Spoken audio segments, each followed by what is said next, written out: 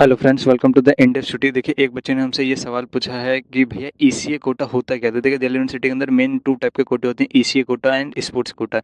ECA quota में भी हमारा क्या होता है, एनसीसी और एनएसएस होता है। इन तीनों के लिए क्या है, डिफरेंट डिफरेंट क्राइटेरिया है। तो इनको मैं डिटेल एक्सप्लेनेशन अलग अलग वीडियो में कर दूंगा। इस वीडियो में हम बात करते हैं कि ईसीए कोटा होता क्या है। तो देखिए, ईसी का मतलब होता है एक्स्ट्रा करिकुलर एक्टिविटी। आपने अपनी स्कूल टाइम में बहुत सारी एक्स्ट्रा करिकुलर एक्टिविटी करी होगी, डांस करा होगा, सिंगिंग करा होगा, पेंटिंग करा होगा। उसके बेसिस पे बहुत सारे कंपटीशन खेले होंगे, स्कूल लेवल पे, जोनल पे, डिस्ट्रिक्ट पे, नेशनल, इंटरनेशनल। और आपने क्या करेंगे, बहुत सारे सर्टिफिकेट जीते होंगे। तो आपको लगता होगा कि भैया ये सारे सर्टिफिकेट काम कहाँ आएंगे। देखिए, आप काम आएंगे दिल्ली यूनिवर्सिटी में एडमिशन लेने के लिए। दिल्ली यूनिवर्सिटी क्या करते हैं, ईसीएन स्पोर्ट्स कोटा के लिए 5% सीटें रिजर्व करके रखता है। 5% दोनों को मिला के, अलग अलग नहीं है। ठीक है, ऑन एन एवरेज हम बात करें, देखिए दिल्ली यूनिवर्सिटी 80,000 सीटों पर क्या करता है, एडमिशन लेता है, जिसमें अगर 5% निकाले तो 4,000 सीटें क्या करती है, रिजर्व रहती है ईसीएन स्पोर्ट्स कोटा वाले स्टूडेंट के लिए। ये बहुत ज़्यादा नंबर है सीटों का। इसलिए क्या होता है, आपका चांस इंक्रीज हो जाता है एडमिशन सिक्योर करने का टॉप कॉलेज के अंदर। 50। तो देखिए, अब बात करते हैं हाउ इट इज वर्क। देखिए, आपने क्या करा, सीयूटी एग्जाम दिया होगा, उसमें आपने एक्स वाई जेड कुछ भी स्कोर करा होगा और उसके बेसिस पे आप क्या करोगे, कोई कोर्स को टारगेट कर रहे होगे।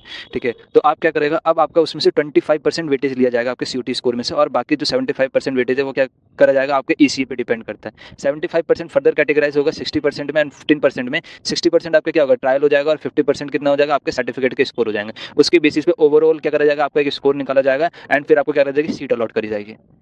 हाउ टू अप्लाई, देखिए सीएसएस फेज 1 रजिस्ट्रेशन के साथ ही तक क्या करना होता है, आपको ईसीए कोटा के लिए अप्लाई करना होता है, जिसमें ओबीसी और यूआर कैटेगरी के लिए 20 रुपीज 150 है, and SC ST PWD candidate के लिए 75 है, एंड कोई स्पोर्ट्स के लिए अप्लाई कर रहा है उसको एडिशनल 100 रुपीज क्या करनी होती है, फी पेमेंट करनी होती है। ये सारी फी क्या होती है, नॉन रिफंडेबल फी होती है।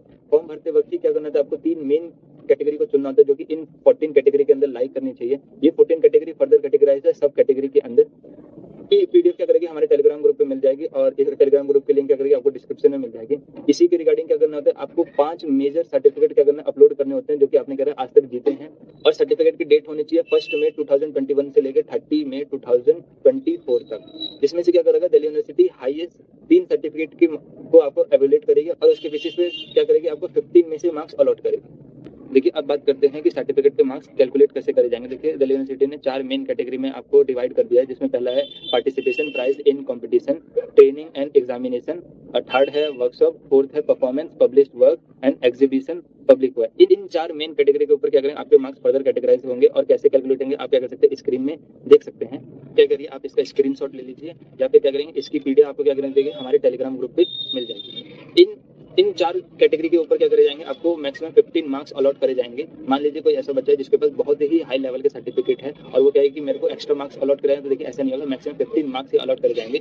लेकिन हाँ, जब एडमिशन देने की बात आएगी तो क्या करेगा, उसको प्रायोरिटी दी जाएगी as compare to other student. देखिए, अब बात करते हैं in case of tie break. तो देखिए, जब टाई ब्रेक हो जाएगा, जब 2 या 2 से ज्यादा लोगों के क्या करेंगे, सेम मार्क्स आ रहे होंगे, तो कैसे अलॉट करी जाएगी सीट। तो देखिए, सबसे पहला फैक्टर होगा कि जिसके फिजिकल ट्रायल में सबसे ज्यादा मार्क्स हैं उसको कंसीडर करा जाएगा। मान लीजिए फिजिकल ट्रायल में भी सेम आ गए, तो फिर देखा जाएगा किसका सर्टिफिकेट उसके कंसीडर किया जाएगा। अगर पहला सर्टिफिकेट भी सेम आ गया तो सेकंड देखेंगे, सेकंड के बाद क्या करेंगे, अगर सेकंड सेम आ गया तो फिर थर्ड देखेंगे।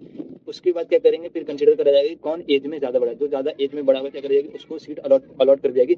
ऐसा बहुत रेयर केस में होता है। तो देखिए, अब कुछ इंपॉर्टेंट बात कर ली जाए तो आपको क्या करना है, आपको जितने भी आपके पास सर्टिफिकेट है उसको सेल्फ अटैचित करके ही क्या करना है, आपको अपलोड करना है।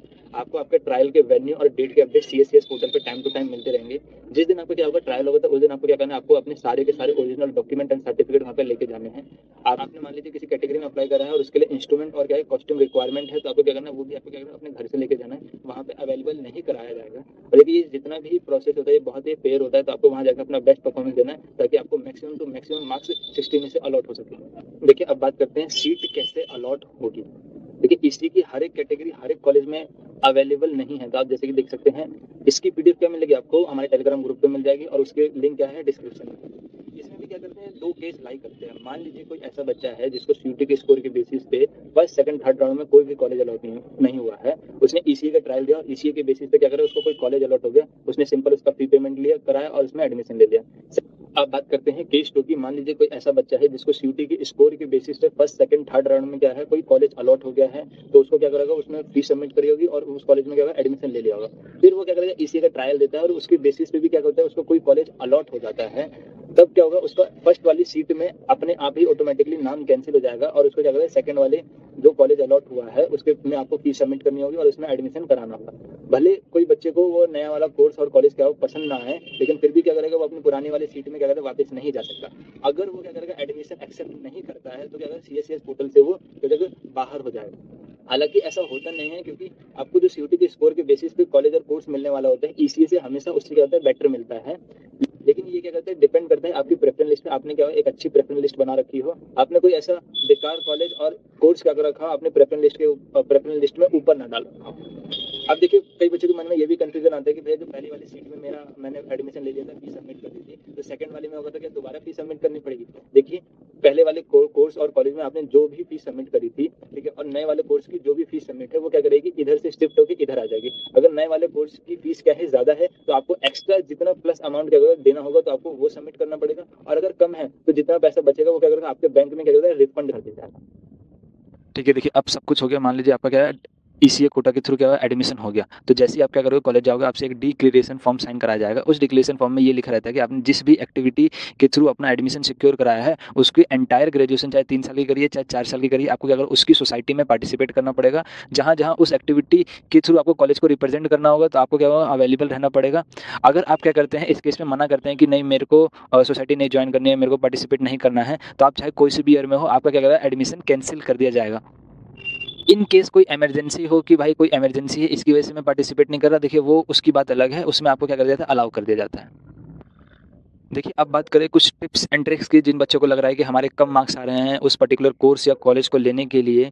अगर वो बच्चे क्या हैं, किसी पर्टिकुलर एक्टिविटी में बहुत ही ज़्यादा स्ट्रांग है, लेकिन उनके पास क्या है, प्रॉपर सर्टिफिकेट नहीं है, उनके पास जोनल, डिस्ट्रिक्ट, नेशनल, इंटरनेशनल कोई सर्टिफिकेट नहीं है, उन्होंने बस स्कूल लेवल पे ही क्या है सर्टिफिकेट इकट्ठा करे हैं, तो उन बच्चों को भी क्या कर देना चाहिए, ईसीए में अप्लाई कर देना चाहिए और वो स्कूल लेवल के सर्टिफिकेट अपलोड कर देना चाहिए।